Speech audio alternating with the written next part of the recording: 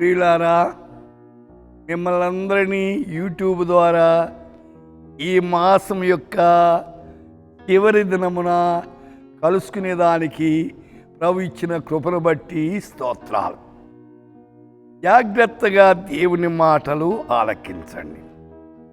ఈ దినము 103వ కీర్తన 2వ వచనం, సామ్ 103 ఆయన చేసిన ఉపకారములలో దేన్ని మరువకుము.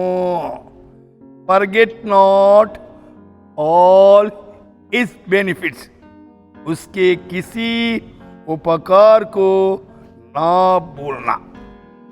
దేవుడు ఎన్నో మేలు చేస్తున్నాడు మన జీవితాల్లో. ఆ మేలు మర్చిపోకూడదు. కృతజ్ఞత కలిగి జీవించుట చాలా అవసరమైంది. అందుచేతని ద్వితీయోపదేశ కాండం 6వ అధ్యాయం 12వ వచనం, దాసుల గృహమైన ఐగుప్తు దేశములో నుండి నిన్ను రప్పించిన యెహోవాను మరవకుండా నువ్వు జాగ్రత్త. ఐగుప్తు అంటే చీకటి, పాపం. వాళ్ళ బాధ భరించలేక దేవునికి మొరపెట్టాడు. దేవుడు ఐగుప్తు నుండి విడుదల దయచేశాడు. పాలు తేనెలు ప్రవహించే కానానుకు నడిపించేదానికి అనేక అద్భుతాలు చేయవలసి వచ్చింది. కాబట్టి 77వ కీర్తనలో 11 యెహోవా చేసిన కార్యములను, పూర్వము జరిగించిన ఆశ్చర్య కార్యములను నేను మనస్సునకు తెచ్చుకొందును.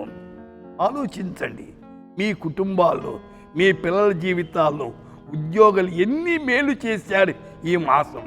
వాటన్నిటిని బట్టి తలపోసుకుని దేవుని స్తుతించండి. అది చాలా అవసరమైనది. ద్వితీయోపదేశ కాలం 4:9 నువ్వు జాగ్రత్త పడు.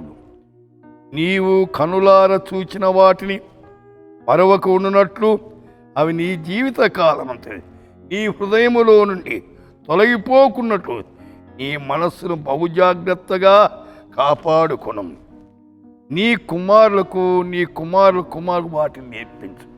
మనం పొందిన అనుభవాలు మన పిల్లలకు తెలియజేయాలి. ఎందుచేత ఆయన చేసిన ఉపకారం దీన్ని మరువకమంటారు. సోదరుడా, మీరు ఎన్ని మేలు చేశారు తలపోసుకుని దేవుని స్తుతించి దైవ ఆశీర్వాదాలు పొందండి. ప్రార్థన చేసుకుందాం. ప్రభువా, ఈ మాసములో మా శ్రోతలు ఎన్ని ఆశీర్వాదాలు పొందారు. కృతజ్ఞత కలిగి జీవించేదానికి ఈ కృప వారికి ప్రసాదించమని యేసు నామమున ప్రార్థిస్తున్నాము తండ్రి. ఆమేన్.